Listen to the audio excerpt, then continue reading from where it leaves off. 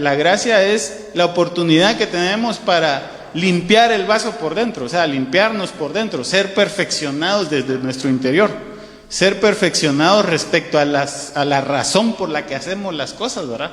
Porque si el vaso está limpio, todo lo que va a salir hacia afuera va a ser agradable, ¿verdad?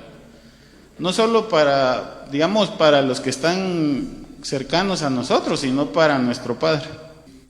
Así que como introducción quiero hablarles está en Proverbios 4:18. Así que me acompaña, y si no lo tiene ahí a la mano, pues yo se lo leo. Dice la palabra: mas la senda de los justos es como la luz de la aurora, que va de aumento hasta que el día es perfecto. Y nosotros vemos a través de este pasaje, ¿verdad?, de que inicialmente un justo no necesariamente está iluminado, ¿verdad? Pero la palabra dice que va de aumento en aumento, o sea, que en la medida que él va avanzando en su caminar, recibiendo esa revelación, digámoslo así, ¿verdad?, su entorno, su vida, va siendo lleno de luz, ¿verdad?, hasta que llega al punto en que el día es perfecto. Si nosotros nos pusiéramos, digamos, una imagen mental de saber en qué punto de ese proceso vamos, nosotros pudiéramos pensar: no, yo ya estoy en el día perfecto, ¿verdad? O podría ser que pues seamos un poco más sinceros, digamos, mira, yo todavía estoy empezando, ¿verdad?, o voy por la mitad, o no sé qué punto del camino vamos. Y esto tiene mucho que ver con entendimiento, la forma como interpretamos nosotros las situaciones. Es ahí el problema, ¿verdad? Y es ahí donde está la oscuridad metida, porque en la medida que nuestro entendimiento está entenebrecido, o sea, está, digámoslo así, desviado, nosotros vamos a interpretar una situación como algo negativo, ¿verdad?, como una situación que es negativa y contraria. Y yo me recuerdo que en esa oportunidad yo les hacía el comentario, ¿verdad?, de, por ejemplo, cómo es posible que el nacimiento de un niño pueda ser de bendición para unos y de maldición para otros, ¿verdad? Lógicamente me van a decir: sí, pero es que hay que ver el contexto de cómo está naciendo el niño. Pero el nacimiento del niño es el nacimiento del niño, punto, ¿verdad? Y entonces, pues por supuesto, si es un niño que se gestó fuera del matrimonio, entonces, puchica, no es tanto el nacimiento del niño el problema, es la circunstancia que lo rodea, pero nosotros lo percibimos como algo negativo, ¿verdad? Otro ejemplo que quizá viene al caso, ¿verdad? Por ejemplo, si yo le digo a Josué mi hijo, ¿verdad? No, a Josué el pastor, le digo a Josué: mira, Josué, aquí hay pizza y aquí hay verduras, ¿qué preferís comer? Lógicamente él me va a decir pizza, preferiblemente si es desayuno, almuerzo y cena, todos los días. Porque digamos, pues él no tiene ese entendimiento claro, ¿verdad? Él no está pensando en que eso le va a generar un problema de salud a largo plazo. Él está pensando en que quiere algo delicioso y sabroso para comer, ¿verdad? Hay algo que le gusta. Y precisamente ese es el problema, pues nuestro entendimiento como cristianos pues no está tan maduro, ¿verdad? Y entonces entendemos las cosas, digamos, de una forma incorrecta y las interpretamos mal. Hacían el ejemplo del Facebook, y yo quiero decir esto: miren, ahora es bien problemático ese tema, porque si por ejemplo tal vez voy a decir algo que no me conviene, pero si uno viene y por decir algo se fijó en un video, y se metió ahí, solo vio unos segundos y ya después se salió, después le siguen apareciendo esos videos. Y uno necesariamente tiene que decirle: ver menos, porque si no, eventualmente eso va como en crecimiento, ¿verdad? Primero le mandó una foto ahí media no sé cómo, y después ya llega más fuerte. Y si usted sigue permitiendo eso y no lo elimina, eso sigue viéndolo ahí. O sea, la inteligencia artificial esa que tienen ellos sí conoce nuestras tendencias, ¿verdad? Bueno, vamos a orar para iniciar. Padre, Te damos gracias, Señor, por el tiempo que nos permites como tus hijos, Señor, que estamos reunidos acá anhelando una palabra tuya, Señor. Una palabra que provenga de tu trono, Señor. Una palabra que nos revele cuál es el corazón tuyo respecto a las decisiones, a la forma como debemos de actuar ahora, Señor. Sabemos que tu palabra es clara y es cortante como espada de dos filos, Señor, que discierne los pensamientos hasta llegar a los tuétanos, Señor.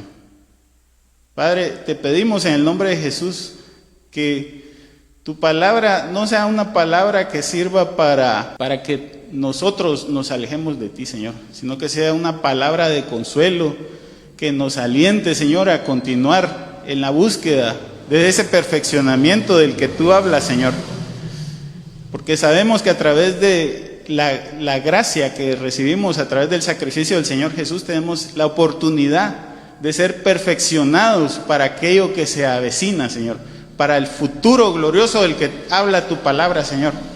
Porque hay una promesa de futuro glorioso que tú nos has dado, Señor, a todos los que perseveramos en tu palabra, Señor, que cumplimos con tus mandatos y que nos esforzamos, Señor. Nosotros nos ponemos en tus manos, Señor, sabiendo de que tú eres nuestro Padre y que deseas lo mejor para nosotros, Señor. Te bendecimos por todo, en el nombre de Jesús, amén. El tema que yo les tengo que compartir es un tema del juzgar a otros. El tema del juzgar es un tema que tiene muchas aristas, así que nosotros vamos a empezar a hablar puntualmente del pasaje del Señor Jesús, ¿verdad? Donde habla de juzgar a otros. Y básicamente lo que les quiero hacer ver, digamos, en forma general, es que el juzgar debe ser una actitud en nosotros los cristianos, o en los hijos del Padre, o en los nacidos de nuevo. El juzgar es una actitud que es necesaria.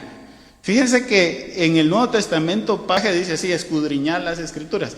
Y escudriñar es sinónimo de examinar. Y examinar es lo mismo que juzgar, porque al final de cuentas, cuando, por ejemplo, si a usted lo están examinando de sus clases, ¿verdad? Lo que están haciendo es evaluando qué tanto sabe. ¿Para qué?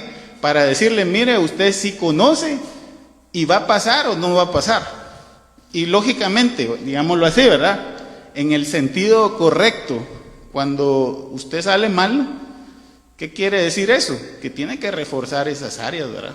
Por eso es que hay exámenes parciales, perdón, y hay un final, ¿verdad? Porque entonces en eso preliminar usted ya puede ir viendo por dónde va la cosa mal. Y en ese sentido, digamos, el juzgar, como normalmente nosotros lo conocemos, sirve precisamente para que alguien, digamos, pueda corregir su camino, ¿verdad? Obviamente, hay algunas cosas que ocurren, porque así como yo les hacía el comentario de Josué, ¿verdad? O sea, si Josué tiene que tomar la decisión y decidir juzgar, digamos, entre la comida, él no va a juzgar correctamente.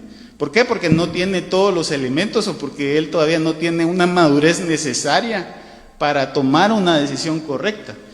Y precisamente en este punto, que es el primer punto que habla el Señor Jesús, está hablando de nosotros que estamos iniciando el camino, ¿verdad? Que no tenemos todavía todos los elementos de juicio como para hacer un cambio. Entonces, tal vez ya me adelanté, pero ¿qué citas bíblicas vamos a usar? Vamos a hablar de Mateo 7, del 1 al 6, que es la cita inicial. Después estaremos hablando de Romanos 2, del 1 al 6, Primera de Corintios capítulo 2, del versículo 6 al 7. Vamos a estar usando también el versículo 10 del capítulo 2, el versículo 14 al 18 al 15, perdón, del capítulo 2 también. Y también vamos a estar revisando Apocalipsis capítulo 2, versículo 26 al 28, capítulo 6 del versículo 2 al 3, capítulo 20 del 11 al 12. Entonces vamos a hablar del primer tema, ¿verdad? Que es, digamos, nuestro inicio, digámoslo así. Lo primero que debemos de juzgar fue lo que le pusimos por título. Aquí vamos a empezar a hablar de las palabras del Señor Jesús. En Mateo 7, del versículo 1 al 2, el Señor Jesús dice: no juzguéis para que no seáis juzgados.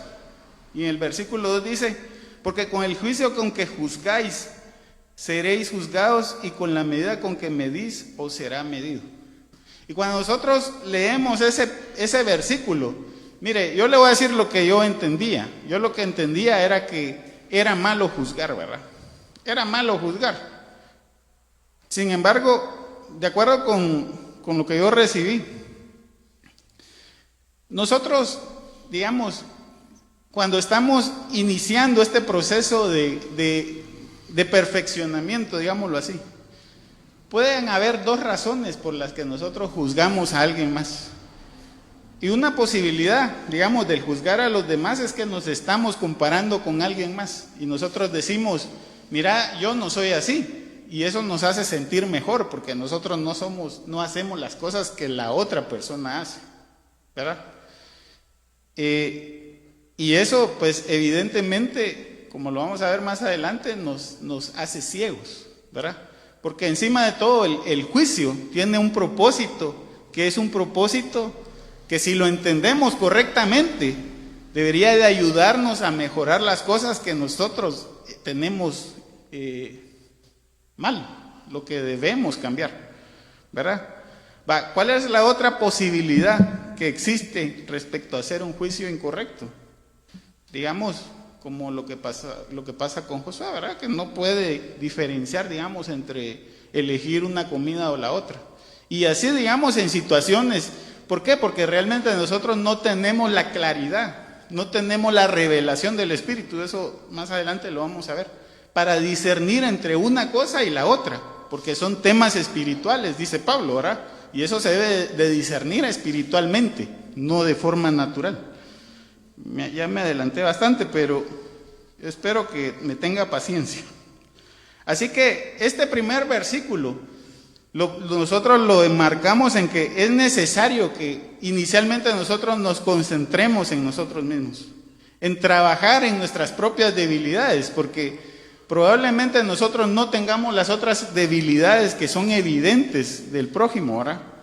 Sin embargo, tenemos otras debilidades. Y si nosotros nos concentramos solo en ver que aquel hace esto, que aquel hace aquello, eventualmente lo que pasa es que nosotros nos perdemos la oportunidad de mejorar. A nivel, digamos, de negocios, yo también he hecho ese comentario, ¿verdad?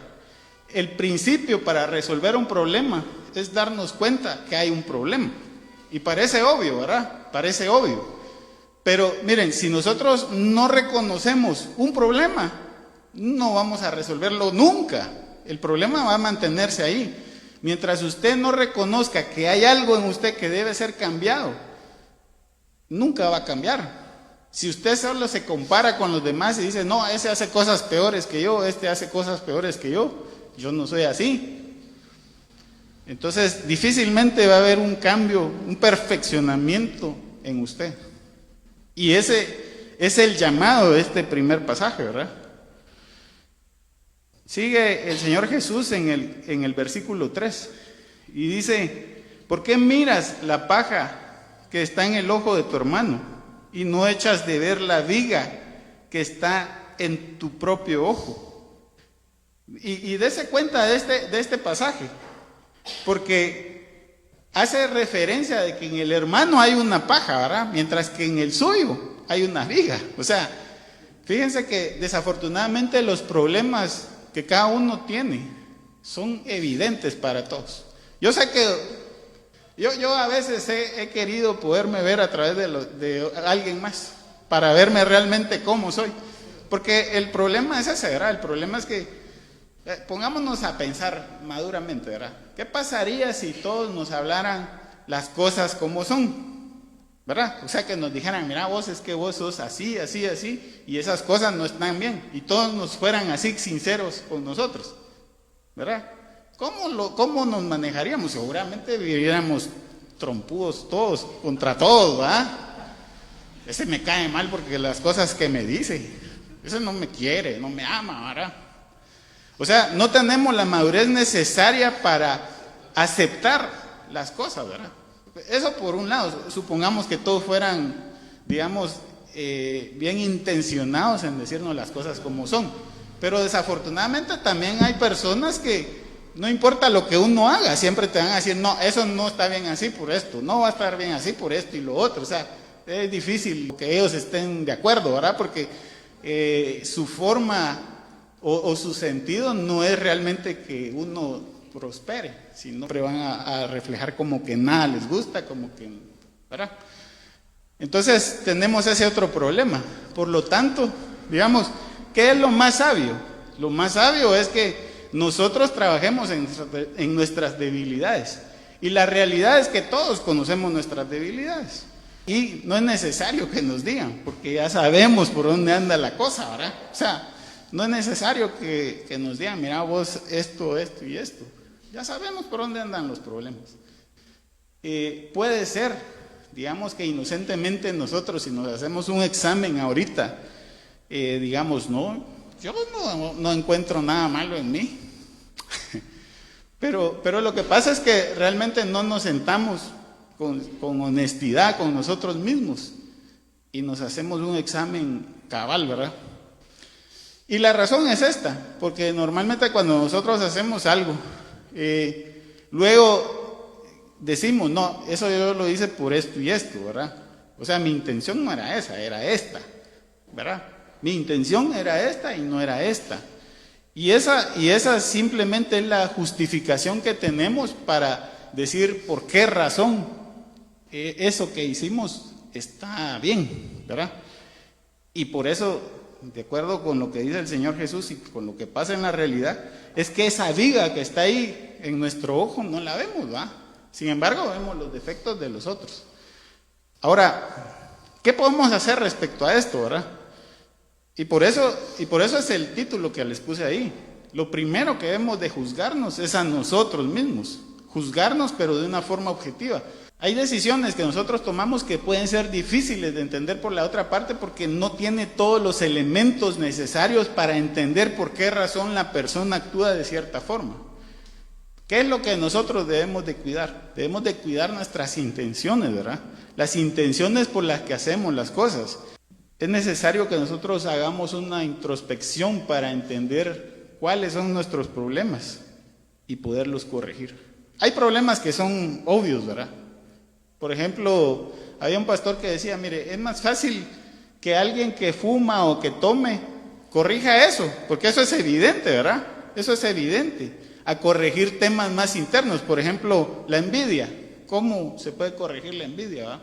Si es difícil de verla, o sea, ni siquiera huele. O sea, usted se sienta a la par de alguien que tiene envidia, tiene un problema de amargura. No huele, pues, o sea, no huele mal, no huele como, quítate de aquí, ¿va? Sin embargo, hay ciertas cosas que pues, ponen en evidencia esa situación, ¿verdad? Y así hay una serie de situaciones que nosotros podemos tener en nuestro interior que realmente no hemos tratado y que no hemos corregido. Y ese es el llamado que hace el Señor, que debemos quitarnos esa viga, ¿verdad? Y en la medida que nosotros nos quitamos esos problemas, entonces vamos a tener la capacidad de poder ayudarle a alguien más, ¿verdad? Mateo 7:4, sigue diciendo el Señor Jesús, ¿o cómo dirás a tu hermano, déjame sacar la paja de tu ojo, y he aquí la viga en el ojo tuyo? Fíjense que era lo que yo les decía al principio. Nosotros a veces juzgamos a las otras personas basándonos en nuestras propias concupiscencias. Ahora vamos a continuar. Mateo 7:5. El Señor Jesús dice, hipócritas, saca primero la viga de tu propio ojo y entonces verás bien para sacar la paja del ojo de tu hermano. Y entonces aquí nosotros podemos concluir, ¿verdad?, de que en la medida que nosotros nos limpiamos de esas debilidades que hay en nuestro interior, ¿verdad?, y nos sobreponemos a esas situaciones, entonces vamos a tener un juicio justo para la otra persona, ¿verdad? Muchas veces, y también lo hemos hablado así, ¿verdad?, es necesario que nosotros hayamos atravesado el mismo camino que la otra persona para entender realmente. ¿Cómo entendemos a alguien que ha caído en un problema de adulterio, por ejemplo?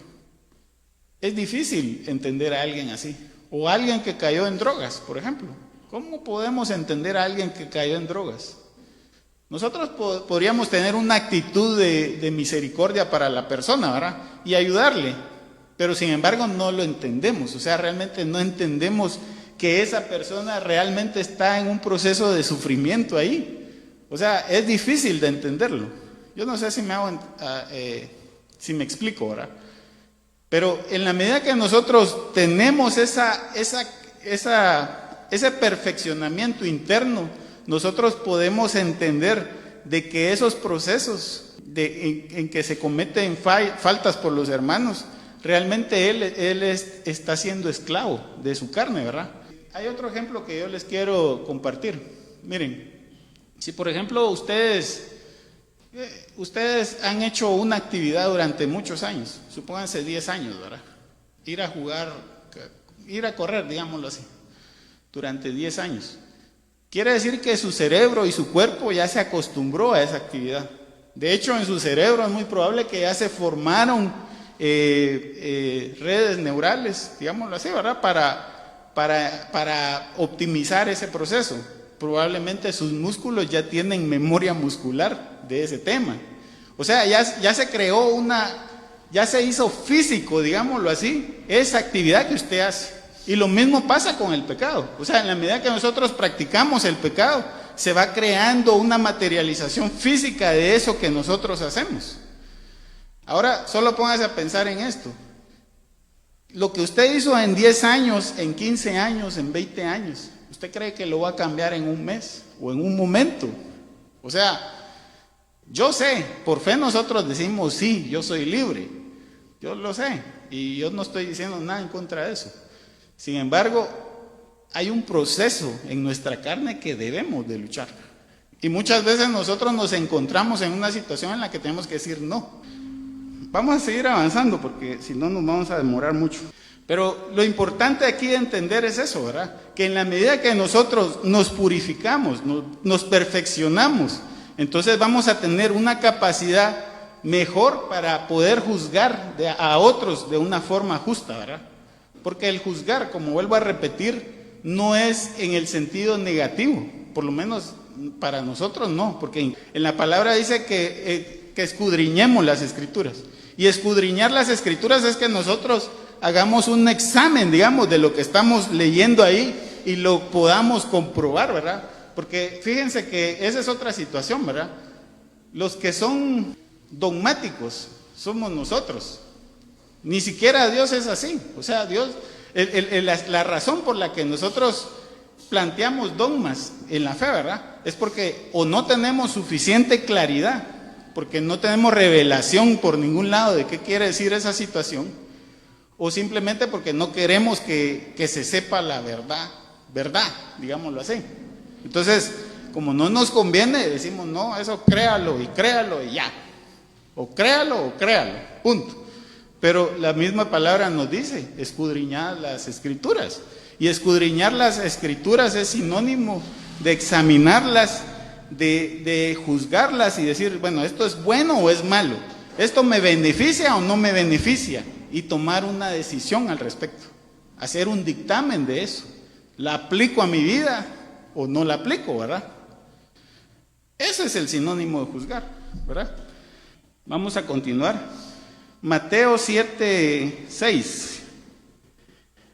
El Señor Jesús dice, no deis lo santo a los perros, ni echéis vuestras perlas delante de los cerdos, no sea que las pisoteen y se vuelvan y os despedacen. Nosotros, digamos, en nuestro entendimiento, pensamos que pues los perros son los animales más fieles, ¿verdad? El amigo más fiel del hombre. Pero en el contexto bíblico, digamos, los perros, o cuando el Señor Jesús habla de los perros, está hablando de un término muy fuerte, ¿verdad? Para cierto tipo de personas, que de hecho en algunos casos se utiliza. Yo quiero hablarles un poco de ese término. Un perro nosotros deberíamos de entender el proceso por el que pasa un perro para volverse un perro callejero, ¿verdad? Y en ese sentido, esa palabra de perros se refiere a infieles. Pero, ¿qué quiere decir que fue infiel? Que primero tuvo un dueño, o sea, que tuvo un amo, pero que se fue de ahí, que se fue a la calle por cualquiera otro, porque él no quería estar con ese amo. Y eso es la figura, digamos, de aquellas personas que han estado dentro del cuerpo, pero se han ido, se han retirado, y después no quieren saber nada de la palabra. Y muchas veces, miren, nosotros tal vez con una buena intención, porque es necesario que les aclare esto, nosotros con una buena intención nos acercamos a alguien y le decimos, mira papito, deja de hacer eso, hombre, eso no te va a llevar por un buen camino.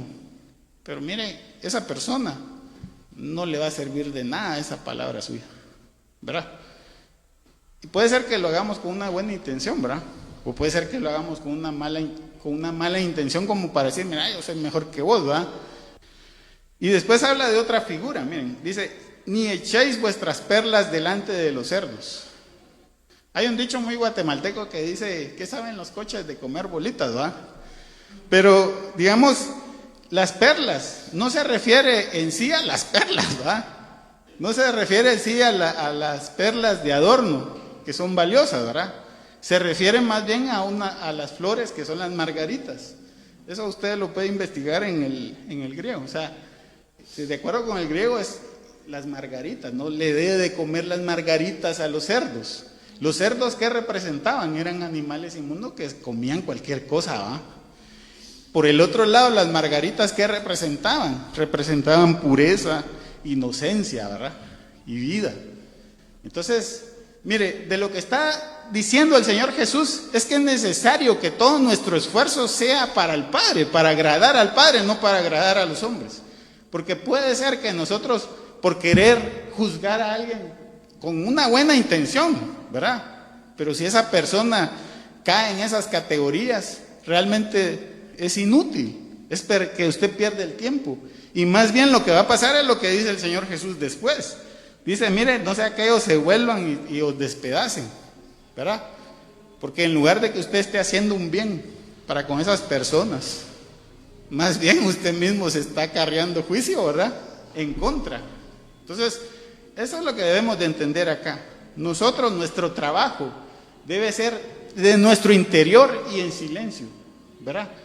Buscando realmente ser agradables para el Padre. Vamos a avanzar. En la siguiente diapositiva vamos a revisar Romanos. Aquí hay un pasaje que habla Pablo, ¿verdad?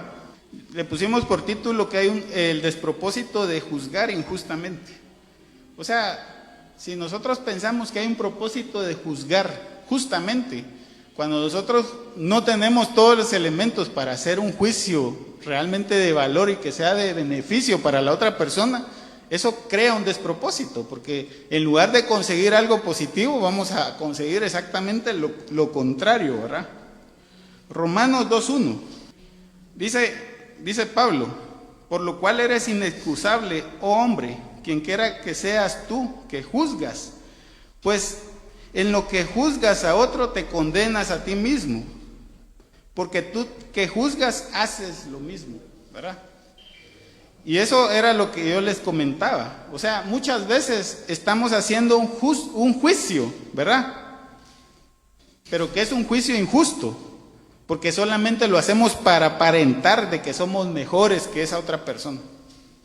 Porque realmente no es que seamos mejores, probablemente, o en el mejor de los casos, lo que ocurre es que nosotros no tenemos esa debilidad, digámoslo así. Pero tenemos otras, ¿verdad? Vamos a avanzar. Romanos 2:2. Mas sabemos que el juicio de Dios contra los que practican tales cosas es según verdad. Mire, le voy a volver a leer. Mas sabemos que el juicio de Dios contra los que practican tales cosas es según verdad. El Padre conoce nuestra realidad. El Padre conoce lo más íntimo de nuestro ser. ¿Sabe? Entonces, aunque nosotros aparentemos, porque podemos hacerlo, ¿va? Podemos engañarnos entre nosotros mismos, aparentando una cosa que no es, El Padre nos conoce y Él nos va a juzgar de acuerdo a la verdad que hay en nuestro interior. Romanos 2:3, sigue Pablo hablando y dice: y piensas esto, oh hombre, tú que juzgas a los que tal hacen y haces lo mismo, que tú escaparás del juicio de Dios. Vamos a avanzar. Romanos 2:4. Sigue Pablo, dice: o menosprecia las riquezas de su benignidad, paciencia y longanimidad, ignorando que su benignidad te guía al arrepentimiento. Y en el capítulo 2, del 5 al 6, dice: pero por tu dureza y por tu corazón no arrepentido atesoras para ti mismo ira, para el día de la ira y de la revelación del justo juicio de Dios, el cual pagará a cada uno conforme a sus obras. Y nosotros podemos darnos cuenta que era lo que yo les comentaba al principio, ¿verdad? Hay un propósito en juzgar, pero en juzgar justamente, ¿verdad? Porque de acuerdo con lo que dice la palabra, el propósito es guiarnos al arrepentimiento, es darnos a conocer aquellas áreas, aquellas cosas que nosotros estamos faltos, ¿verdad? Y que debemos cambiar y debemos mejorar. O sea, el Padre espera que nosotros realmente cambiemos a través de esos juicios, ¿verdad? Pero debido a un corazón duro y no arrepentido, ¿verdad?, que no reconoce que debe cambiar y mejorar, simplemente nos negamos esa oportunidad. Y por lo tanto lo que pasa es que quizá en este tiempo no nos va a pasar nada malo, ¿verdad? Pero en el juicio que se viene, en el futuro, en ese juicio, pues vamos a recibir una recompensa con base a nuestras obras. Así que vamos a seguir avanzando. Ya casi vamos a llegar al punto. Ahora bien, como yo les decía, y de acuerdo al pasaje inicial, la senda del justo es como la luz de la aurora, dice, que va un momento en aumento, hasta que el día es perfecto, ¿verdad? Nosotros tenemos una razón por la cual vamos a llegar a juzgar, ¿verdad? De hecho, en la palabra se habla de dos posibilidades, ¿verdad? Algunos hablan de que el juzgar es un juicio indirecto. ¿De qué forma? Les voy a poner un ejemplo, como el que hizo Noé. Noé dice en hebreo, si no estoy mal, dice que por su fe juzgó al mundo y lo condenó. O sea, de acuerdo con su ejemplo, de acuerdo con la forma como él se conducía en la vida, de acuerdo con su fe en el Padre, de hacer las cosas de acuerdo con su voluntad, fue que él provocó un juicio en la tierra, ¿verdad? Sin embargo, esa es una postura, y algunos piensan que es válida, ¿verdad?, que nosotros como iglesia no vamos a juzgar. Sin embargo, hay otra postura en la que dicen: bueno, sí hay un juicio que nosotros vamos a hacer en el futuro, ¿verdad?, cuando ya seamos perfeccionados. Y eso es lo que vamos a revisar a partir de este punto. Ahora miren, pues, la madurez espiritual es un signo de perfeccionamiento. Eso está en Corintios 2:6. Este es Pablo. Dice: sin embargo, hablamos sabiduría entre los que han alcanzado madurez, y sabiduría no de este siglo, ni de los príncipes de este siglo que perecen. Y en el 2:7 dice: mas hablamos sabiduría de Dios en misterio, la sabiduría oculta, la cual Dios predestinó antes de los siglos para nuestra gloria. Eso está en el 2:6 y 2:7. Ahora mire, esa madurez espiritual, que es un signo del perfeccionamiento, se hace evidente en la medida que nosotros actuamos con base a ese conocimiento del Altísimo. En otras palabras, cuando nosotros actuamos, vivimos y aplicamos los principios que el Padre nos da, ¿verdad? Vivimos conforme a su voluntad, hacemos las cosas que Él quiere, nosotros buscamos ser agradables para Él. Esa es la forma como se va manifestando, y ese es el camino o el proceso en el que estamos siendo perfeccionados, ¿verdad? Ahora mire, yo me voy a saltar de ahí hasta el versículo 10, pero usted puede leer todo el pasaje completo si gusta. Dice Pablo: pero Dios nos la reveló a nosotros por el Espíritu, porque el Espíritu todo lo escudriña, aún lo profundo de Dios. Y es importante entender esto, miren, ese conocimiento, ¿verdad? Ese conocimiento del Altísimo solamente puede ser revelado por el Espíritu Santo a cada uno de nosotros. Cuando nosotros nos ponemos a disposición del Padre, luego buscamos para conocer cuáles son sus caminos, sus propósitos. Esa revelación es para cada uno y es necesario que cada uno la busque, ¿verdad? Porque, miren, voy a decir algo también que no me va a convenir, pero muchas veces nosotros lo que sabemos de la palabra lo sabemos porque alguien lo dijo, ¿verdad? No porque nosotros lo hayamos experimentado realmente, no porque nosotros realmente en lo íntimo de nuestra habitación, doblando rodillas, estemos buscando al Padre y pidiéndole que nos revele su palabra y su propósito al día de hoy. O sea, difícilmente vamos a encontrar a alguien así, y yo me incluyo, ¿verdad? O sea, realmente lo que nosotros a veces decimos, simplemente lo repetimos como loros, ¿verdad? Yo les hacía el comentario del Padre Nuestro, ¿verdad? Imagínense cuántos años de decir el Padre Nuestro y no entender, digamos, algo tan básico como el perdón, de por qué es necesario el perdón, ¿verdad? En mi caso, ¿verdad? Y así muchas veces nos pasa, ¿verdad? Con estos temas. Es necesario entonces que busquemos esa revelación del Espíritu Santo para poder tener un encuentro cara a cara con el Señor. Job decía eso, ¿verdad? De oídas te conocía, mas ahora mis ojos te ven. O sea, cuando nosotros tenemos ese encuentro realmente y podemos darnos cuenta, porque la palabra o el Espíritu nos reveló el sentido de la palabra en nuestra vida. Entonces ahí nosotros podemos decir, mira, sí, ya ahora sí te conozco cara a cara, porque hasta ahora a mí solo me habían contado de ti, ¿verdad? Y eso es lo que necesitamos. Y eso es parte del proceso de perfeccionamiento, porque nosotros ¿cómo vamos a ser perfeccionados si realmente no conocemos quién es nuestro Padre? O qué es lo que Él espera, qué es lo que Él busca, ¿verdad? Primera de Corintios capítulo 2 del versículo 14 al 15. Dice, pero el hombre natural no percibe las cosas que son del Espíritu de Dios, porque para él son locura y no las puede entender, porque se han de discernir espiritualmente. En cambio, el espiritual juzga todas las cosas, pero él no es juzgado de nadie. Y aquí está la parte que nos relaciona con el tema de perfeccionamiento, ¿verdad? Porque en la medida que nosotros somos espirituales, o sea, estamos siendo perfeccionados, vamos a tener esa capacidad de poder juzgar todas las cosas, ¿verdad? Pero, lógicamente, hay cosas que no se pueden discernir desde la carne, ¿verdad? Porque son espirituales. Así que estos temas deben ser revelados por el Espíritu.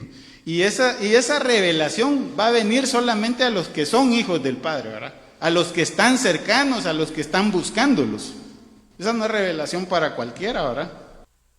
Ahora, mire, pues esta, digamos, podría ser como la parte intermedia, digámoslo así.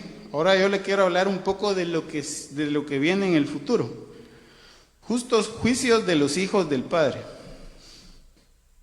Apocalipsis 20:11. Y dice, y vi un gran trono blanco y el que estaba sentado en él, delante del cual huyeron la tierra y los cielos, y ningún lugar se encontró para ellos. Y en Apocalipsis 20:12 dice, y vi a los muertos grandes y pequeños de pie ante Dios, y los libros fueron abiertos. Y otro libro fue abierto, el cual es el libro de la vida, y fueron juzgados los muertos por las cosas que estaban escritas en los libros según sus obras. Y en ese pasaje, que por cierto está hablando del Señor Jesús, ¿verdad? El Señor Jesús va a juzgar a los vivos y muertos. El Padre no juzga a nadie. El que juzga es el Señor Jesús. Fíjense, interesante. El Padre no juzga a nadie. Y eso está en la boca del Señor Jesús. El que juzga, al que le dieron el poder y la autoridad de juzgar, es al Hijo del Hombre. O sea, al Señor Jesús. El Señor Jesús es el que va a hacer el juicio. Todos vamos a ser juzgados según nuestras obras, ¿verdad? Ahí nadie se va a escapar. Nadie se va a escapar. O sea, todos vamos a ser juzgados de acuerdo con nuestras obras, lo que hayamos hecho, la razón por la que lo hicimos. En el capítulo 2, versículo 26 de Apocalipsis, oiga esta parte. El que está hablando aquí es el Señor Jesús, pero por boca del profeta, ¿verdad? Capítulo 2 del versículo 26 al 28 dice: al que venciere y guardare mis obras hasta el fin, yo le daré autoridad sobre las naciones. Y en el 27 dice: y las regirá con vara de hierro, y serán quebradas como vasos de alfarero, como yo también lo he recibido de mi Padre, y le daré la estrella de la mañana. Es una promesa de nuestro Padre, ¿verdad? Porque de acuerdo con Pablo dice que nosotros, los que perseveremos hasta el fin, somos herederos del Padre y coherederos con Cristo, ¿verdad? Y entonces estos versículos reflejan esa postura, ¿verdad? Que en el futuro nosotros, ya perfeccionados, vamos a poder hacer justos, ¿verdad? Ahora, hay esa parte del versículo 28, dice: y le daré la estrella de la mañana. ¿Y sabe a qué se refiere esa estrella de la mañana? Es la gloria del futuro, el glorioso futuro que nos está prometiendo el Señor Jesús. Básicamente le voy a pintar un escenario. Si usted madruga, ¿verdad? Y puede ver el amanecer, eso es maravilloso, ¿verdad? Ver cómo se va quitando la oscuridad y va saliendo el sol. Y esa es la imagen que se refleja ahí, la estrella de la mañana, haciendo referencia a ese momento en el que se ve el alba, empieza a despuntar el sol, digámoslo así, ¿verdad? Y esa es esa promesa. Ahora vamos a retroceder a Corintios 6:2. Este es Pablo.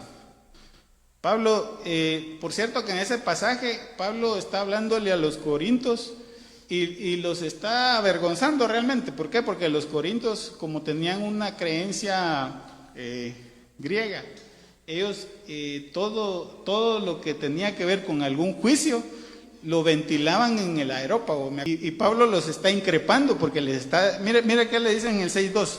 ¿O no sabéis que los santos han de juzgar al mundo? O sea, y eso no es metafórico, es literal, de acuerdo con lo que vimos en el pasaje anterior.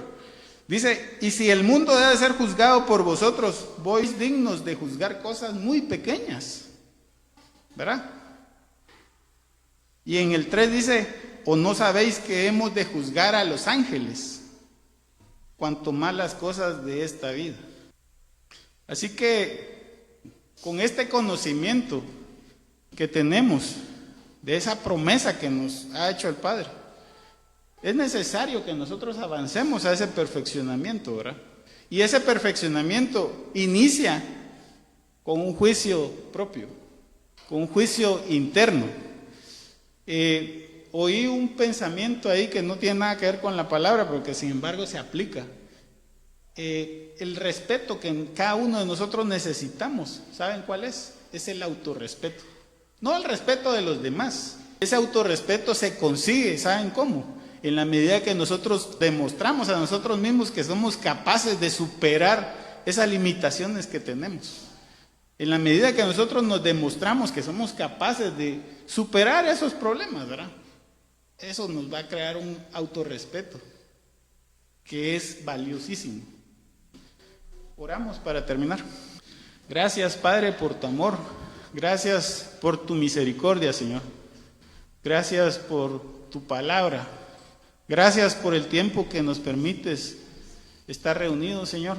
Gracias por los hermanos. Gracias, Señor, por las congregaciones, Señor. Gracias por la vida que nos das, Señor. Te damos gloria a ti, Señor. Tú eres el único que merece toda gloria, toda alabanza, Señor, todo honor. Porque nos hiciste dignos, Señor, a través de tu sacrificio. Gracias por las congregaciones, Señor, nosotros las bendecimos, Señor. Te pedimos en el nombre de Jesús que nos ayudes en este proceso de perfeccionamiento, Señor. En ese desafío que tiene cada uno de mis hermanos, Señor, para que tú pongas fuerza, Señor, para que pueda avanzar, para que pueda limpiar el vaso por dentro, Señor, para que todo lo que Él haga sea agradable a ti, Señor, para que se pueda acercar a ti, para que sea acepto ante tu trono, Señor. Te bendecimos por todo en el nombre de Jesús. Amén.